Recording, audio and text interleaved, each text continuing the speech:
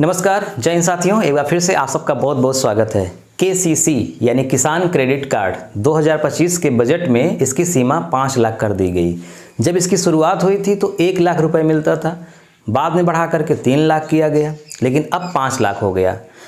कई लोगों ने एक सवाल पूछा कि 5 लाख रुपए किसको मिलेगा, जिसके पास खेत कम है क्या उसको भी मिल सकता है? तो मैं यही सब कुछ आज इस वीडियो में बताऊंगा कि 5 लाख किसको मिलेगा, कितना खेत होना चाहिए, किस प्रकार की आप फसल बोएंगे और इस पर ब्याज कितना लगेगा, कितने समय में जमा होगा। ठीक, तो आपको और अन्यत्र कहीं भी कोई वीडियो देखने की ज़रूरत नहीं पड़ेगी, सब कुछ आप समझ जाएंगे। बस आप इत्मीनान से धैर्यपूर्वक पूरा वीडियो देखिए, हर एक बात को मैं समझा दूंगा। 5 लाख का लोन, कितनी ज़मीन, कौन सी फसल, ये सब कुछ। तो चलिए एक एक चीज़ को हम स्टेप बाय स्टेप समझते हैं। पहले संक्षिप्त में थोड़ा सा इसके बारे में हम जान लेते हैं। इसकी शुरुआत कब हुई थी? तो इसकी शुरुआत हुई थी 1998 में, यानी आज से 27 वर्ष पहले। अब प्रश्न ये उठता है कि क्यों शुरुआत हुई थी? तो आप जानते हैं भारत एक कृषि प्रधान देश है ना। यहाँ पे लोग लगभग इस समय 55% से ज़्यादा जनसंख्या भारत की कृषि पर डिपेंड है। उस समय और ज़्यादा डिपेंड थी। तो लोग जो है फसल बोने के लिए, फसल की लागत के लिए सेठ साहूकारों से कर्ज लेते थे और उस कर्ज की भरपाई नहीं कर पाते थे और अंततः फिर किसानों की ज़मीन बेचनी पड़ती थी और किसान सेठ साहूकारों के चंगुल में फंस जाते थे। तो सरकार ने क्या किया? सरकार खुद लोन देने लगी बहुत कम ब्याज पर। इसी को KCC कहा गया, किसान क्रेडिट कार्ड। यानी किसानों के पास पैसा न होते हुए भी उनकी एक क्रेडिट है सरकार के पास कि वो जा करके अपनी ज़मीन दिखा करके, बता करके कि कौन सी फसल बोएंगे, लोन ले सकते हैं। इसके लिए नाबार्ड तो है ही, और इस समय जितनी भी लगभग सरकारी बैंक या और संबंधित बैंक हैं, यहाँ तक कि पोस्ट ऑफिस में भी KCC बनने लगा है। यानी कि एक कार्ड जारी होता है, फिर लोन मिलता है। तो शुरुआत के बारे में हम जान लिए। अब इसके देखते हैं लोन की सीमा। जब शुरुआत हुई थी तो इसकी लोन की सीमा कितनी थी? 1 लाख रुपए। यानी 1 लाख रुपए अधिकतम लोन मिलता था। यानी इससे कम भी 10,000, 5,000, 16,000, 20,000, 50,000, लेकिन अधिक से अधिक 1 लाख मिलता था। बाद में महंगाई बढ़ती गई तो इसकी सीमा बढ़ा करके 3 लाख कर दिया गया। यानी 3 लाख का लोन मिलने लगा। अब 2025 में बजट में इसकी सीमा को कर दिया गया है 5 लाख। यानी किसान KCC के जरिए 5 लाख तक का लोन ले सकते हैं। इसमें ब्याज कितना लगता है? तो वर्तमान में इसमें 7% वार्षिक ब्याज है, 7% वार्षिक। लेकिन एक अच्छी बात यह है कि सरकार 3% की सब्सिडी देती है, छूट देती है। तो इस तरह से केवल ब्याज आपको लगता है 4%। शर्त यह है कि 1 साल के भीतर आपको जमा करना होगा। जैसे आपका 5 लाख का लोन मंजूर हुआ, तो अब 1 साल के भीतर अगर आप जमा कर देते हैं तो केवल 4% ब्याज लगेगा। यानी कि 5 लाख का 4% 20,000 हुआ। तो वो 5 लाख प्लस 20,000, 5,20,000। फिर अगले साल के लिए जो 5 लाख मिला है उस पर 10% और जोड़ करके आपको और पैसा मिलेगा फिर अगले साल के लिए। तो इस तरह से एक साल में आप जमा करते रहेंगे तो आपको सब्सिडी मिलती रहेगी और सिर्फ 4% ही ब्याज लगेगा। 1 साल के भीतर नहीं जमा कर पाएंगे, 1 साल से ज़्यादा हो जाएगा, तब आपको ब्याज देना पड़ेगा 7%। अब समय के बारे में हम बता ही दिए। 1 साल में जमा करना है, 1 वर्ष में, और कितने वर्ष के लिए होता है? 5 वर्ष के लिए। इस बात को आप आगे अच्छे से समझ पाएंगे। मैं बात करता हूँ 5 लाख रुपए के लोन के लिए। वहाँ पहुँचने से पहले 3 चीज़ें आपको जानना जरूरी है। इसे आप नहीं जानेंगे तो उसे आप समझ नहीं पाएंगे। पहला, इसके अलावा फाइनेंस क्या होता है, खसरा और प्रति हेक्टेयर निर्धारण, ये क्या है? वित्तीय पैमाना इसको बोलते हैं अंग्रेजी में। होता क्या है कि जिस भी बैंक में जब आप जाएंगे KCC के लिए लोन लेने, तो वो बैंक में एक पूरा रजिस्टर्ड होता है जो कि उस एरिया में जो फसल बोई जाती हैं उनकी लागत कितनी आएगी ये लिखा होता है। जैसे मिनिमम सपोर्ट प्राइस होता है ना, कि धान कितने में बिकेगा कम से कम, गेहूँ कितने में बिकेगा, वैसे ही प्रति लागत फसल हेक्टेयर में कितनी आएगी ये लिखा होता है। बैंकों को जानकारी होती है, तो उसके ही अनुसार वो देंगे।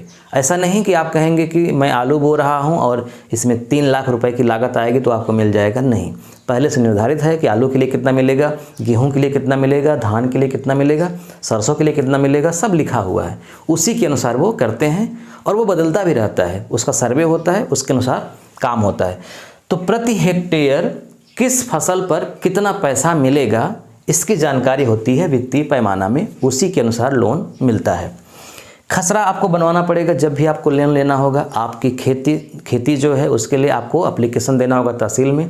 लेखपाल आएगा, राजस्व लेखपाल, वो इंक्वायरी करेगा और एक रिपोर्ट तैयार करेगा, खसरा में दर्ज कराएगा।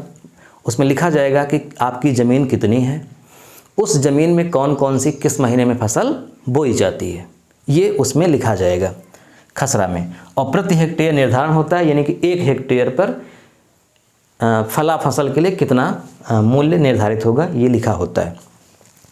अब मैं बात कर रहा हूँ कि आपको लेना है 5 लाख का लोन। 5 लाख, तो कैसे आपको 5 लाख का लोन मिल सकता है? कुछ लोग कहेंगे कि मेरे पास 1 बीघा ज़मीन है, तो क्या मुझे भी मिल जाएगा? बिल्कुल नहीं मिलेगा।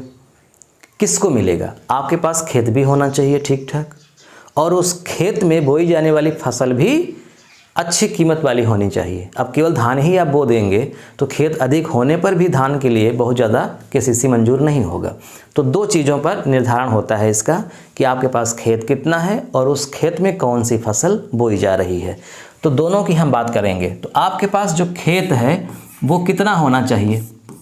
खेत, तो आपके पास खेत होना चाहिए 1.5 हेक्टेयर, 1.5 हेक्टेयर या फिर इससे ज़्यादा। मैं कम से कम की बात कर रहा हूँ, चूँकि आपको 5 लाख का लोन लेना है तो कम से कम कितना आपके पास हो कि 5 लाख तक का लोन मिल सकता है, इसलिए कम से कम आपके पास 1.5 हेक्टेयर ज़मीन होनी चाहिए। अब 1.5 हेक्टेयर ज़मीन का मतलब हुआ, अगर आप प्रयागराज के रहने वाले हैं तो आपके पास 6.5 बीघा ज़मीन होनी चाहिए। 6 बीघा 10 बिस्सा 11 बिस्सा के आसपास आपकी ज़मीन होनी चाहिए। ये हो गया खेत। अब आप फसल कौन सी बोएंगे, इस पर भी निर्धारित होता है कि आपका लोन कितना मंजूर होगा। तो आप 3 फसल बो दीजिए। कुछ लोग तो ऐसे ही बनवा लेते हैं लेखपाल को मिला करके कि वो फसल नहीं भी बोई जा रही है फिर भी तैयार कर लेते हैं। खूब होता है इस तरह से। अब आप कैसे कराएंगे मुझे नहीं बताना है, लेकिन अच्छा होगा कि ईमानदारी से ही काम किया जाए। जो फसल हम बोते हैं वही दिखाएं, ठीक, ताकि भविष्य में हमको कोई चिंता ना हो। जांच हो तो जो फसल के लिए दिखाया गया है वो फसल वहाँ पे मिले। तो मैं बात करूँ 3 फसलों की। एक फसल अगर हम आलू बो देते हैं, आलू, तो इसके लिए भी अच्छा पैसा मिल सकता है, क्योंकि आलू के लिए स्केल ऑफ फाइनेंस कितना घोषित किया गया है? 1,20,000 प्रति हेक्टेयर। 1 हेक्टेयर ज़मीन अगर है तो आलू बो रहे हैं पूरे में तो 1,20,000 रुपये मिलेगा। अगर धान बो रहे हैं तो मिलेगा 40,000। मैं एकदम थोड़ा एग्जैक्ट आंकड़ा नहीं बता पा रहा हूँ, ये मैं एक औसत आंकड़ा ही बता रहा हूँ। और आप जब जाएंगे तो वहाँ तो दर्ज होगा ही ना कि 1,20,000 है कि 1,19,000 है कि 1,21,000 है। मैं ऐसे आंकड़े इसलिए रख रहा हूँ डाटा ताकि जोड़ने में हमको आसानी हो। एक एवरेज, और ये एवरेज 99.99% सही है। तो 1,20,000 इसका हो गया, धान का हो गया 40,000, गेहूं का भी 40 से 42-45,000 के ही आसपास रहता है। अब एक सब्जी अगर हम बो दें प्याज, तो प्याज के लिए इसको भी हम मान लेते हैं 1,20,000, हालांकि 1,22,000 उसमें दिखाया गया है, तो 1,20,000 हम यहाँ भी रख लेते हैं। ये ध्यान रखिएगा, ये प्रति हेक्टेयर की बात हो रही है, यानी 1 हेक्टेयर। लेकिन ज़मीन कितनी होनी चाहिए? अगर केवल इतना ही है तो आप जोड़ लीजिए कितना हुआ, ये 5 लाख तो होगा ही नहीं। 0 तो 2,80,000, 2,80,000 तो हुआ ही, 5 लाख हमको नहीं मिलेगा। तो इसीलिए हमारे पास ज़मीन 1 हेक्टेयर से ज़्यादा होनी चाहिए। अब हमारे पास ज़मीन कितनी है? हमने मान के लिया चला है 1.5 हेक्टेयर। तो अब देखिए कि हमें क्या करना होगा। हमारे पास जो फसल है वो 3 है। कौन कौन सी फसल है? एक फसल है आलू की, और कितना आलू हमने बोया? ध्यान रखिएगा, 3 फसल हम दिखा रहे हैं, इसका मतलब हम 1 साल में इन तीनों फसलों को बो भी सकते हैं। इनका अलग अलग समय होगा। जैसे धान आप कब बोएंगे? जुलाई अगस्त में बोएंगे, फिर उसके बाद ठंडी आते आते यानी अक्टूबर के आसपास कट जाएगा। फिर फिर आप क्या बो देंगे उसमें? ठंडी में आलू बो देंगे। फिर गर्मी में आते आते है ना, फरवरी मार्च में आलू भी खुदाई हो जाएगी। फिर उसके बाद गर्मी में क्या बोएंगे? आप प्याज बोएंगे। फिर वो बरसात तक में वो भी उसकी खुदाई हो जाएगी। तो इस तरह से 3 फसलें एक साथ नहीं, अलग अलग समय पर एक ही खेत में बोई जाएंगी। तो आलू बोई गई है कितने ज़मीन पर? 1.5 हेक्टेयर में। तो कितना हो गया है? आलू के लिए पैसा कितना मिला? 1,20,000 मिलता है 1 हेक्टेयर के लिए। तो हमारे पास आधा हेक्टेयर और है, तो 1,20,000 का आधा कितना हो गया 60,000। तो 60,000 हमने और ऐड कर दिया, तो ये हो गया 1,80,000 रुपये। 1,80,000 रुपये हमें मिला आलू के लिए। फिर प्याज के लिए भी वही स्केल ऑफ फाइनेंस है, सेम टू सेम। तो ये भी कितना हो गया 1,80,000, क्योंकि इसका भी हमने 1,20,000 माना था, तो 1,20,000 प्लस उसका आधा यानी कि 1.5 हेक्टेयर का, यानी 6.5 बीघा का। फिर तीसरी फसल हमारी है धान। धान के लिए हमने कितना माना था 40,000, तो 1 हेक्टेयर का कितना हो गया 40,000 प्लस आधा हेक्टेयर का 20,000 और, तो कितना हो गया 40, 20, 60,000। टोटल कितना हो गया, यानी कि कुल कितना मंजूर हुआ लोन, जोड़ लीजिए 4,20,000। 4,20,000 रुपये मंजूर हुआ। अब आप कहेंगे अभी भी 5 लाख नहीं हुआ, नहीं हो गया। कैसे हो गया, जब 4,20,000 लोन मंजूर होगा तो 4,20,000 का 10% मिलता है रख रखाव के लिए, अलग पैसा बैंक ही देती है 10%। जितना मंजूर होगा उसका 10%। किसका रख रखाव के लिए, फसल के रख रखाव के लिए, उसे कीड़े न खा जाएं, है ना, सही सलामत रहे, सड़ न जाए, इसलिए। तो कितना हो जाएगा 10% निकाल दीजिए, मतलब 4,20,000 का 10% कितना होगा, तो 42,000 हो जाएगा, 42,000। इसके अलावा इसी का 20% मिलता है घरेलू खर्च के लिए, क्योंकि इंसान कुछ और काम कर नहीं रहा है, वो खेती बाड़ी कर रहा है और 100% समय दे रहा है पूरा अपना, तो उसके घर का खर्चा भी चलना चाहिए। लेकिन उसको जो लोन मिला है अगर वो पूरी फसल में ही लगा दिया है तो उसके घर का खर्चा कैसे चलेगा। तो उसके घर का खर्चा चलने के लिए सरकार 20% उसी लोन का और दे देती है। तो 4,20,000 का 20% कितना हो गया, जोड़ लीजिए, 42 का दुगना कर दीजिए, 2 2 4 4 4 8, 84,000। कहने का मतलब कि जो आपको लोन मिल रहा है केसीसी पर, उसका 20 1 30% आपको और मिलेगा।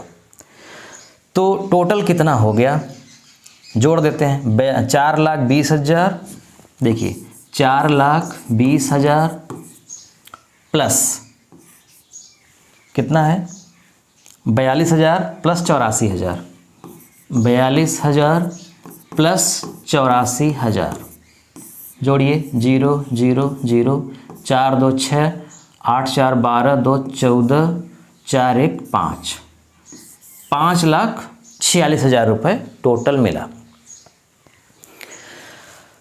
5,46,000 पर हमें ब्याज देना होगा। अब मैं 46,000 को भी यहाँ पे गायब कर दे रहा हूँ। मैं मान के चलता हूँ कितना, 5 लाख रुपए। मान लीजिए मैं 5 लाख इसलिए कर रहा हूँ ताकि अभी जो कैलकुलेशन करूँगा आगे उसमें आसानी हो। बाकी आप समझ लीजिए कि आपने जितनी फसल जो बोई जैसे दिखाई और 30% उसका एक्स्ट्रा मिला, तो टोटल आया 5,46,000। अब ये 5,46,000 रुपये आपकी मर्जी, बैंक से चाहे जितना थोड़ा थोड़ा करके निकालिए, क्योंकि आपके खाते में आ चुका है। और आपका जिस बैंक में खाता है उसी बैंक से केसीसी होगा भी, आपके खाते में पैसा आएगा। तो आपके खाते में इतना आ चुका है, अब आप इसको 1 लाख खर्च कर दीजिए, 2 लाख या पूरा पड़ा रहने दीजिए, वो आपकी मर्जी। अब आपको 1 साल के भीतर ये पैसा प्लस 4% इसका जमा करना होगा। ठीक, जब आप जमा कर लेंगे 1 साल के भीतर, तो फिर अगले साल आपको कितना मिलेगा। तो 5 लाख ही हमने अगर माना कि मान लीजिए 5 लाख ही हमको मिला, 46,000 हम छोड़ दें, तो अगले साल के फसल के लिए हमको इस पर 10% और, यानी इसका 110% मिलेगा। तो ये कितना हो जाएगा, 11 5 55, यानी 5,50,000 रुपये हमको मिलेगा अगले साल के लिए। और ये 5,50,000 पर फिर 4% हम ब्याज जमा कर देंगे, मूलधन ब्याज सहित जोड़ करके। तो फिर इस पर 10% और तीसरे साल के लिए, फिर चौथे साल के लिए, फिर 5वें साल के लिए। इस तरह से हम 1-1 साल के भीतर जमा करते रहेंगे। तो पूर्व में मिली लोन की रकम में 10% की वृद्धि होते हुए हमें मिलती रहेगी, और ये 5 साल तक मिलेगी। 5 साल तक हम खेती करेंगे। 5 साल के बाद फिर से रिन्यूअल होगा, यानी फिर से खसरा बनवाया जाएगा। इंक्वायरी मतलब सर्वे होता है कि 5 साल में क्या बदलाव हुआ खेती में, तो फिर से खसरा बनेगा, वही अपडेट हो जाएगा। तो फिर से जाएंगे बैंक में लगाएंगे, फिर से वो अगले 5 साल के लिए अपडेट हो जाएगी। तो इस तरह से ये काम चलता रहता है। ठीक है, तो मुझे लगता है कि मैंने सारी बात आपको समझा दिया, पूरी बात आप समझ गए होंगे। फिर भी अगर कोई डाउट्स रह गया है तो आप कमेंट बॉक्स में लिख के पूछ सकते हैं। एक छोटी सी सूचना है जो मैं आपको देना चाहता हूँ। ये मैंने एक किताब लिखी है, इसका नाम है आधुनिक भूमि पैमाइश।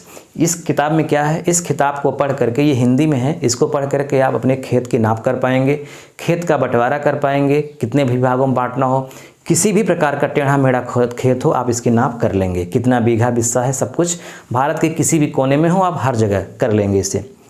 इस किताब को अगर आप पढ़ना चाहते हैं तो ये हमारे ही द्वारा लिखी गई है। 150 रुपये की किताब है, 50 रुपये डिलीवरी चार्ज लगता है, होम डिलीवरी होती है। इसी नंबर पे आपको व्हाट्सअप करना है 7905836996। इस नंबर पे आपको अपना पूरा पता लिख के भेजना होगा और इसी नंबर पे फ़ोन पे, गूगल पे, पेटीएम चालू है तो आपको 200 रुपये पेमेंट करके इसी व्हाट्सअप नंबर पे स्क्रीनशॉट भेजना होगा। जैसे ही ये प्रक्रिया पूरी होगी आपको इधर से एक ट्रैकिंग नंबर दिया जाएगा इंडिया पोस्ट का, उससे आप पता करते रहेंगे कि किताब कहाँ पहुँची है। आमतौर पे जब यहाँ से भेजी जाती है तो 4 से 5 दिन में किताब पहुँच जाती है। इस किताब को जितने लोगों ने पढ़ा है बहुत इसकी तारीफ़ किया है, तो मैं चाहता हूँ कि अगर आप इच्छुक हैं तो आप ये किताब पढ़ सकते हैं। खेती के अलावा आपके घरेलू चीज़ों का भी इसमें ज्ञान दिया गया है। जैसे आपके पानी की टंकी में कितना पानी आएगा, किसी भी प्रकार की टंकी हो आप नाप लेंगे, बालू नाप लेंगे आप, गिट्टी नाप लेंगे आप, है ना। तो घरेलू चीज़ों का भी ज्ञान इसमें है, एकदम व्यवहारिक किताब है। चलिए, वीडियो देखने के लिए आपका बहुत बहुत धन्यवाद। मिलते हैं नेक्स्ट वीडियो में। नमस्कार।